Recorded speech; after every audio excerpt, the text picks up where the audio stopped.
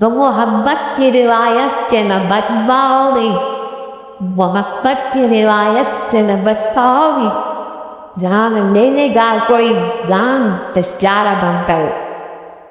تمہاری خوشیوں میں بھلے ہی شامل نہ ہو سکتا، پر تمہارے غموں کا سہارا بن کر۔ تمہاری آنکھوں میں کبھی آنسوؤں کو آنے نہیں دوں گا، اور تمہارے چہرے کی مسکراہٹ کروں گا۔ میں نے کئی لوگوں کو دیکھا ہے جن کے 5-10 سالوں کے رشتے رہے، جو ایک دوسرے کے لیے عادت بن گئے تھے، لیکن ان کو تھوڑی سی پریشانی آئی اور انہوں نے رشتے توڑ دیے۔ یار نہیں ہوتا کچھ لوگوں کا دل اتنا مضبوط کہ وہ زندگی میں آگے بڑھ سکے، تو مت کیا کریں۔ اگر ہمت نہیں ہے تو دل مت لگایا کریں۔ سب کہتے ہیں اچھا کرو، کوئی اچھا کرے تو کوئی بات نہیں۔ جب ذات ہونے کا دعویٰ کرتے کوئی ذات پہ